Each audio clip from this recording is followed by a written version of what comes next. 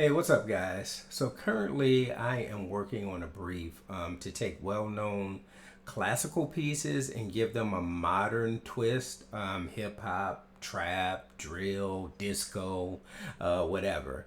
And one of our community members, David Zahara, asked if I would do a breakdown for you guys. So I chose to do an epic orchestral hip hop version of Fur Elise by Beethoven. So you guys know how we do it. First, we'll take a listen to it and then we'll talk about it on the flip. All right, let's get it.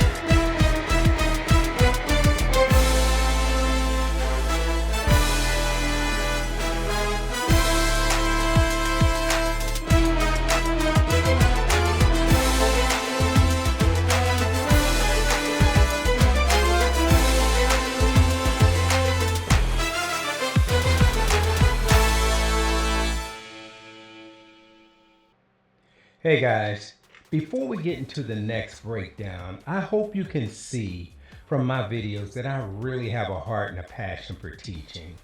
If you're in a place right now where you're looking to level up as a sync composer, I'd love to help you. I've had numerous placements on CBS, CBS Sports, TNT, True TV, Netflix, NBA TV, Discovery, Food Network, Eurosport, as well as placements in Japan, France, Denmark, Germany, and counting.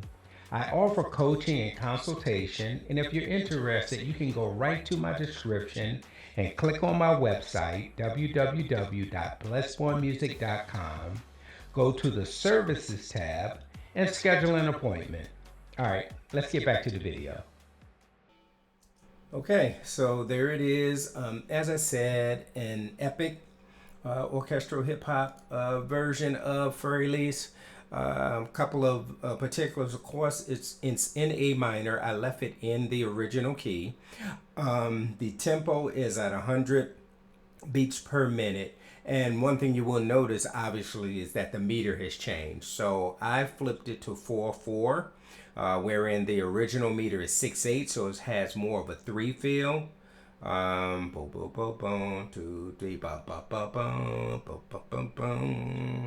Beep, beep, beep, boop, beep, boop, beep, boop, boom, 2, 3, ba, ba, boom, boom, boom, boom, boom.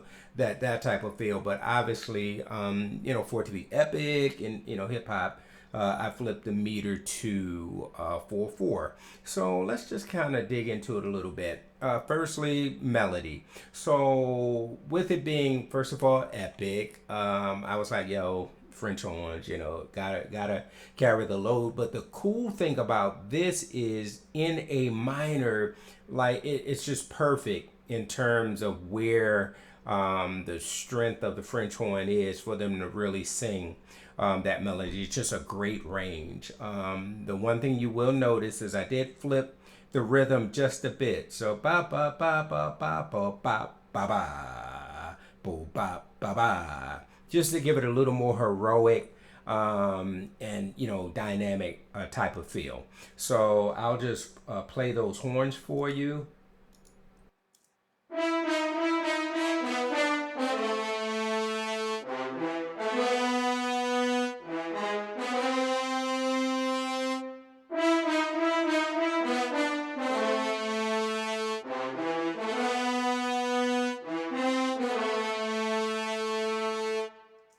And what you will notice is that, and I've talked about this before, is I always layer in a staccato articulation with my normal articulation just so you can really definitively hear like that ba ba ba ba. Those types of things are really, really important. So if you want a little more distinction, layering in the staccato articulation will certainly help you in that regard. And I did use the sheet music for this, just in terms of, making. I wanted to make sure I was true to the melody and certain harmonies. I did take some liberties with the harmony, but knowing exactly what the harmonies were before doing so. So just that's basically what I did here. Is I just used the sheet music to make sure I was kind of cool and staying on point with what the melody was. So the next thing that I wanted to do was come up with a good ostinato.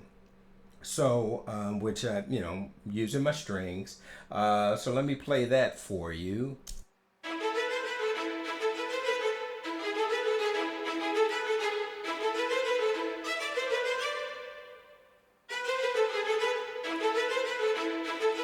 So that particular patch right there is the Spitfire Audio Originals Epic Strings. You see I just got the room on, no reverb, really no tightness or whatever.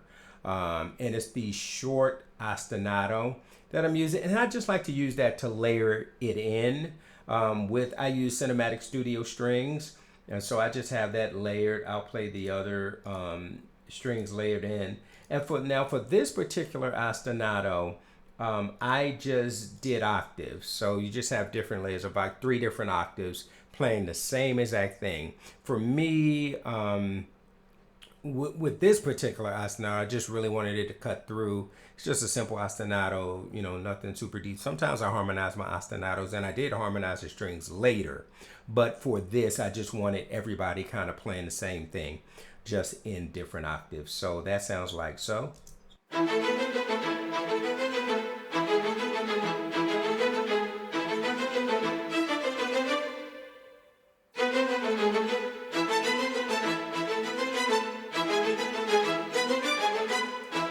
And so you hear when the first violins come in as well, to layer on top of that. So the next thing that I did, just to give it a little more motion and to make it feel a little more modern, is I added some synths. And I added a couple of synths. One synth I added for pulse. So I'll play that one for you first.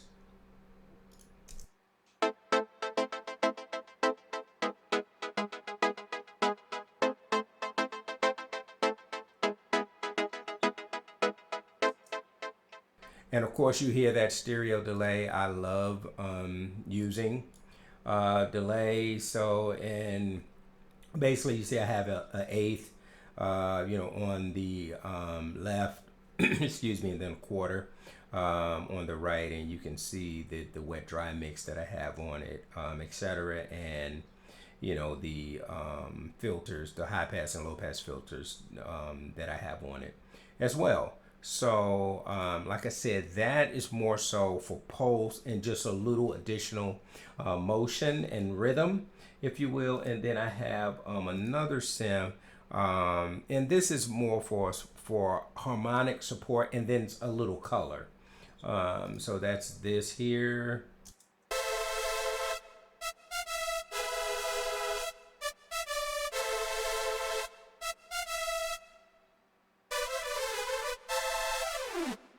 Okay, and so if I play those two together.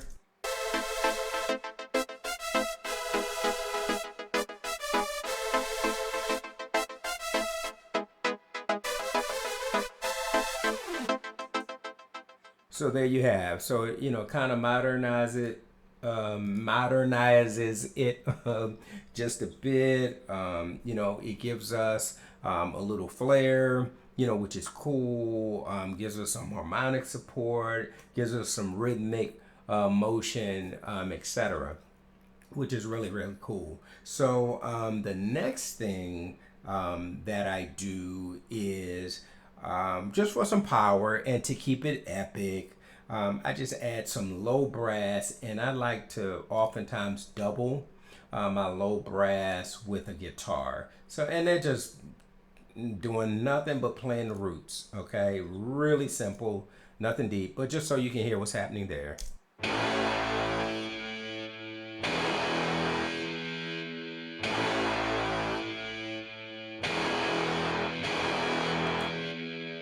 I mean, that's it. That's it. But it gives us that, helps us, with a little additional bottom end power, if you will. And then I used an 808 for the very bottom of the cue. And that 808 is doing this.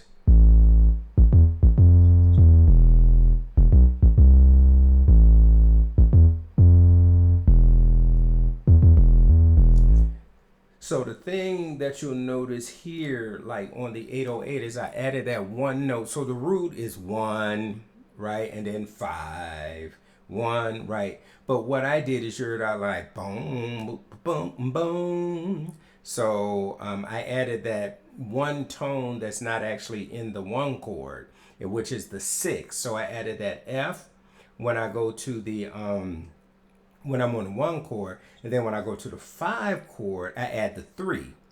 So they're tones that are not in the chord, but in my opinion, it's what really gives the piece some movement and some like a modern feel, as opposed if I just went like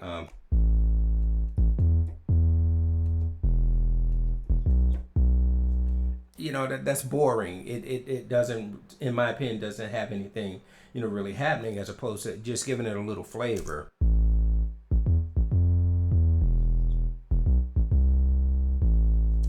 So that's what I did there with the 808. So, and then the only other thing that we have is drums.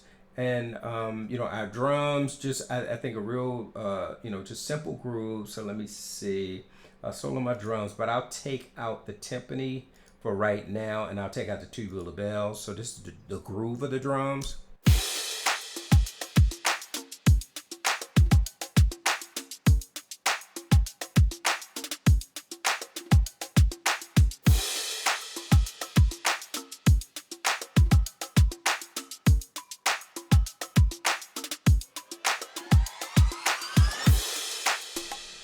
So again, just it's cool groove. It's there. It just kind of keeps the piece moving. You hear even some layers. I add in the go go at a specific spot. Just to kind of give it a little lift. And obviously into our transitions, you hear our risers and things of that nature. And then so our timpani, so is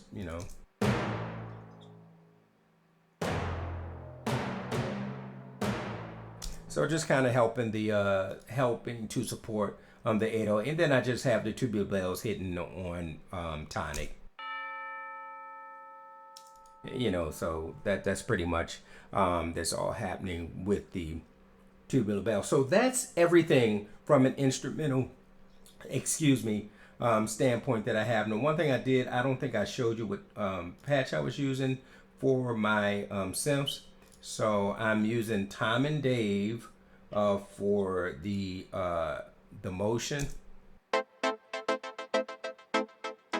So that's what I'm using there, Omnisphere. And then for my other synth, I'm using Omnisphere as well. And that's Anthem of Happiness.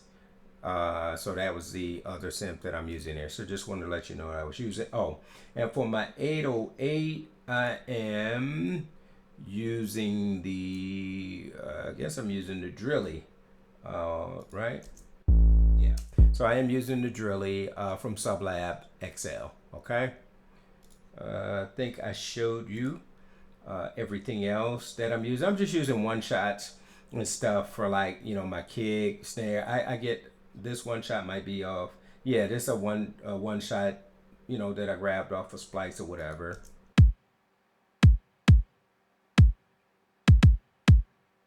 And then I just program it in or whatever. It's 808 snares a one shot, claps or one shots, and then I have some loops that I use. So this is loop number 1.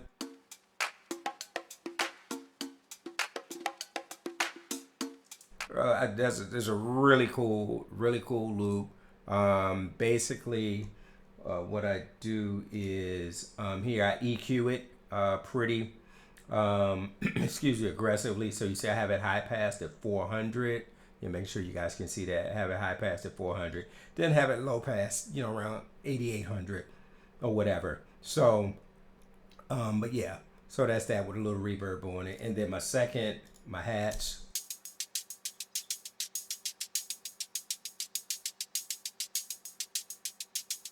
I mean, nothing, just super simple.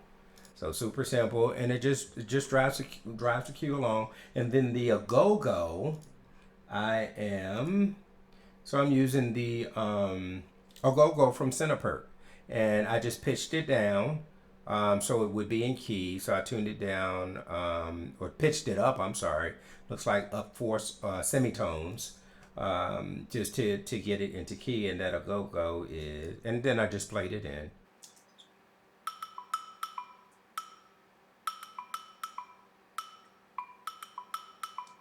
Okay, so that's everything in terms of our instrumentation, right? So the next thing that obviously we have to talk about when we talk about these types of cues is the form.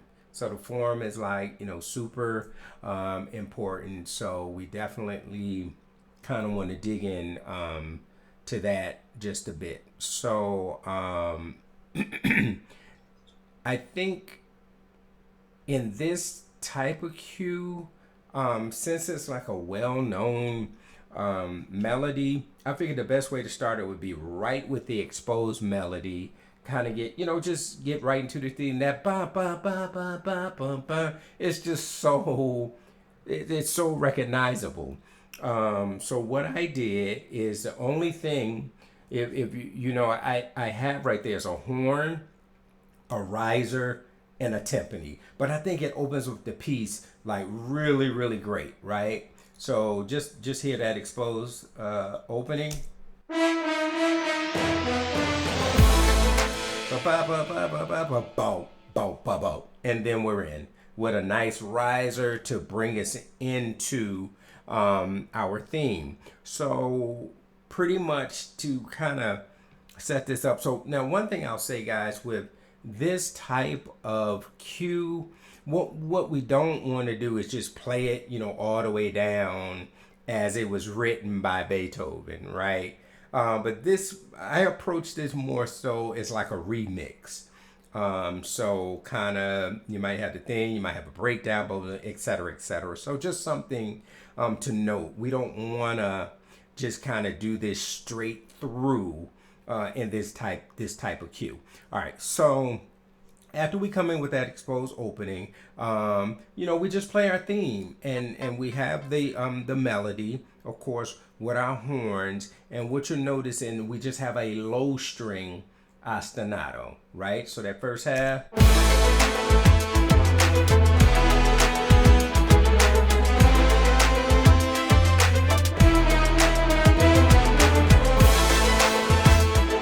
So then you hear the second half when we come in, and this is very important as we talk about developing a cue.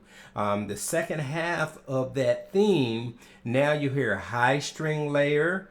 You hear the brass come in, high brass come in with some hits, right? Then you hear the go-go, and see, these are like the go-go. You might not even really notice it, but it does add a layer of energy, maybe with you not even really noticing. And then I added the synth color as well, because the synth that was giving us the rhythm was already in.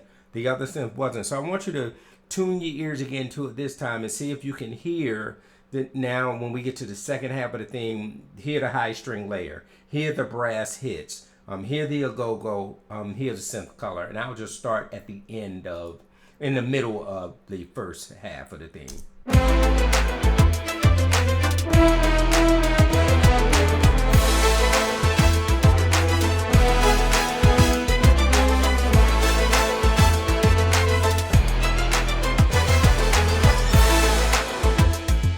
And then we're into a breakdown. So we've established the theme, the very popular theme, but now, hey, let's give it a rest. Let's let it kind of churn and burn a little bit. So the breakdown, I mean, all we have we got a brass fall that kind of lets us know we get in there, and then we fracture the ostinato and play it low, right? So you don't now we don't have the full ostinato because we want to pull back, energy and kind of simplify it a bit. And then we also have the low synth pulse. So here's the broken down section.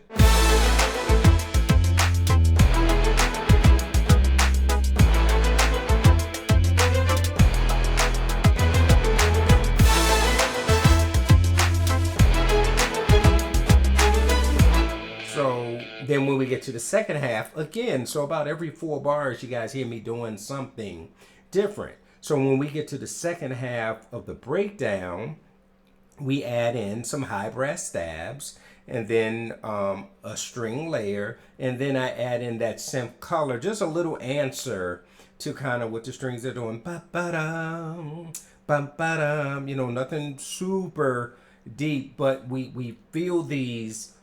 We feel it developing, right? The breakdown even develops. So coming out of the first half of the breakdown into the second half of the breakdown, and then we're going to go back into the theme, and then I'll explain what I did there.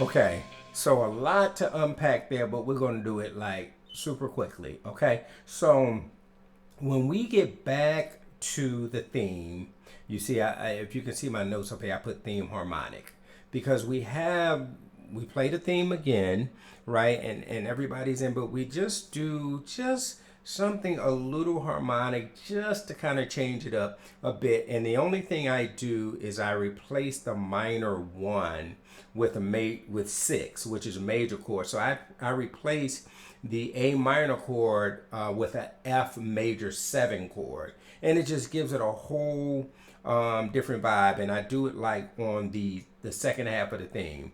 So I just want you to hear that, and then we'll move to the B section. So.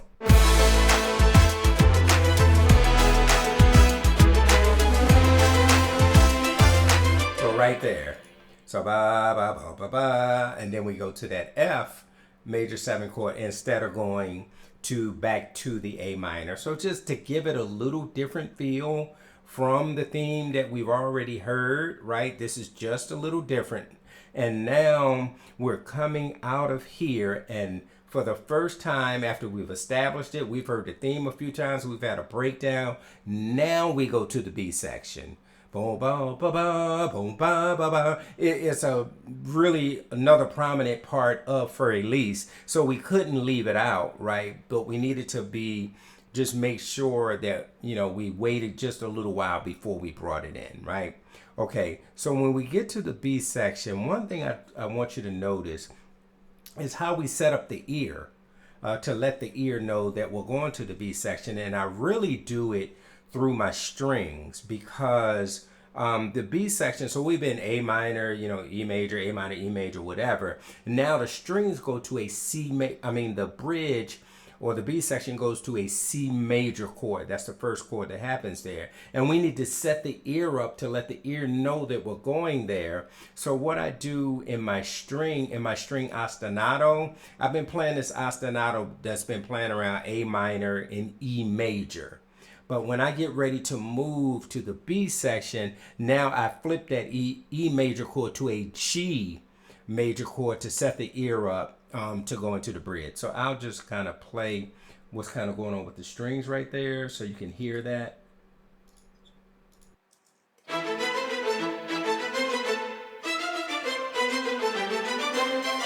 So ba da da da da da da dee dum to let us know, hey y'all, we're going into C major. I mean that string run tells you, hey, we're going, to a C major chord. So I wanted to point that out for you because that's also important. As you're writing, we still want to make music. It's all about really trying to communicate, kind of musically what's happening. So now let's break down the bridge real quick, right?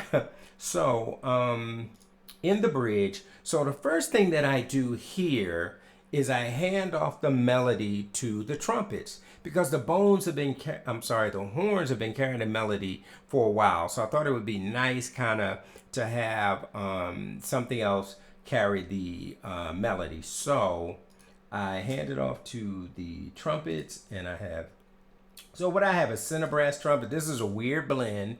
I have Hollywood pop brass staccato just for a little, separation and identity. And then I have Hollywood pop brass longs. So this is what this sounds like. And let me see. I don't know if I need the VCA.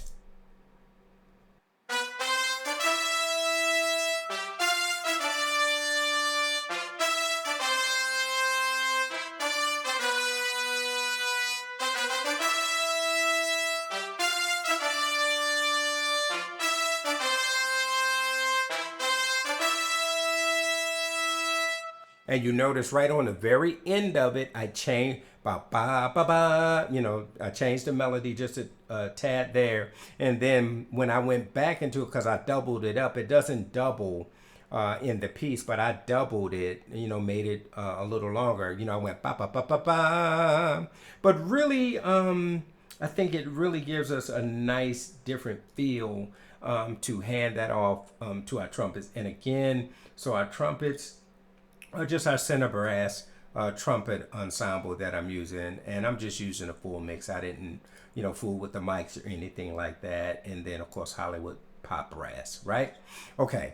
The other thing that I did is I created a really nice string counter, but using like scales and harmony to try to create that counter. So what I have in my strings, and I'll kind of do it for you because this really is harmonized. You may not really hear, but I created this this kind of counter with my high string. So let's see.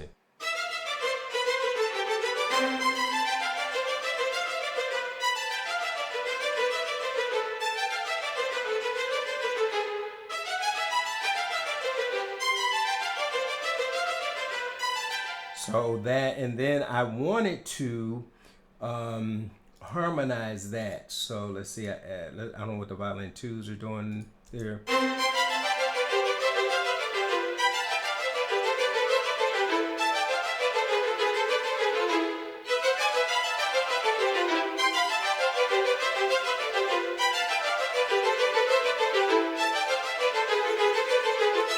So that's violin twos, and then so our violas. So we add a little more harmony to the line.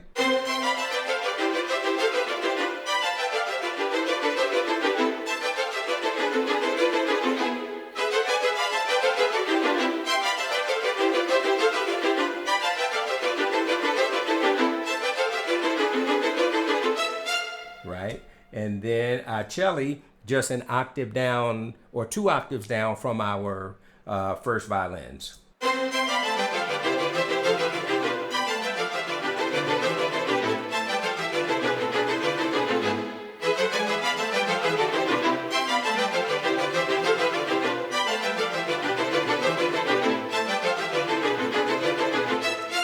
Okay, so we have that happening in the bridge. And then the other thing is I did finally was I shouldn't say finally because I did a couple of things. I added a horn counter in the bridge. So we have this going on with our horns.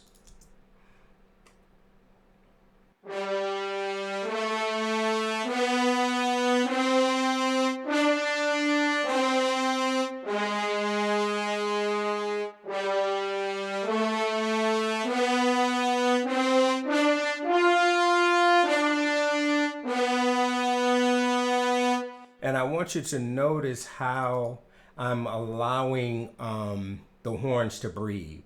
That's very important. So you see them, they're up here, ba ba ba ba, and then we got a breath there, ba ba, breath, ba, another breath, then ba ba ba ba, breath, and then finishing out the phrase, and then we're also shaping that line with our CC1 and our CC11. So yeah, so that's what we have happening. So if we just play the horns, I just want you to hear how these counter melodies kind of all work together, and the strings. All right, so I think we have all those various counter things going on. So here we go. Let's see what we got.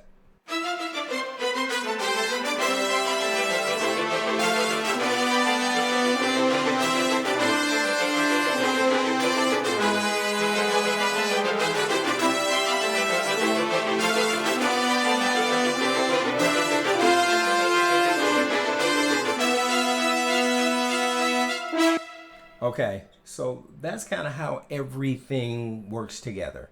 The other thing that we have here is we still have our synth giving us some rhythm.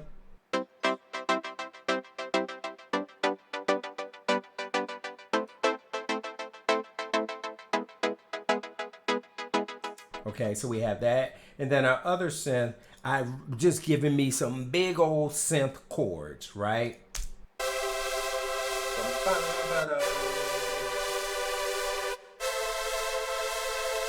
Yeah, so just some nice fat synth chords there. And then I do some slight reharmonization within the bridge as well. So at measure 35, it goes to a G chord. But the second time around, I went to a G over B. So I just played it over the 3. Just to kind of change it up. And then at measure 36, it goes back to an A minor chord, but I went to the F major, excuse me, chord there, just to make this section even sound different. So listen to the first half of the melody, then the second half, and you'll hear the different harmonic treatments.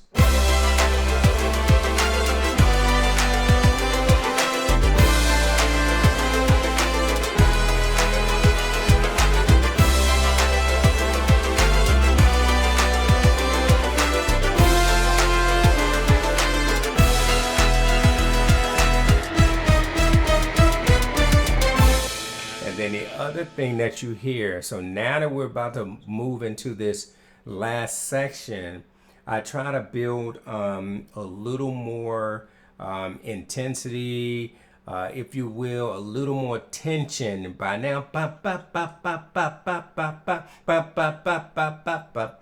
right? So just trying to build a little more tension within the piece. And then now we're back at the theme again. So we want to treat the theme just a little differently. Let me get a little water here.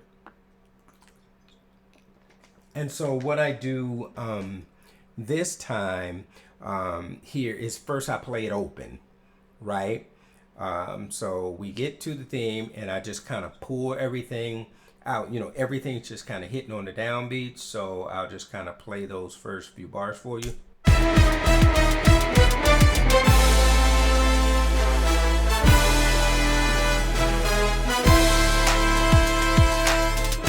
And the other thing you hear is another big reharm right on that bar 41. And basically what I did there, instead of playing the 1 chord or that A minor chord, I play a D in the bass. So I turn that chord into a D minor 9 right there. And all this again is just kind of modernizing this piece. So these are just different things that we can do, harmonically, or whatever to change things up. So we opened it up, right?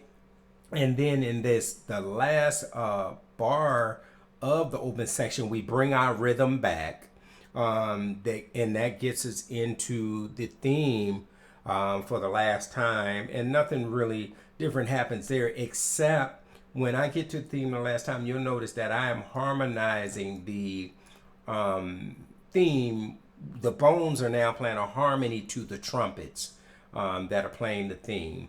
And then the last thing I do is I finish out with like a nice kind of tooty section, except for the bass, a little tooty lick before, and tooty just meaning everybody playing the same thing, a little tooty lick before we hit a nice strong button on it. So I'll just play this last piece for you so you can hear that with everything that I just mentioned, okay?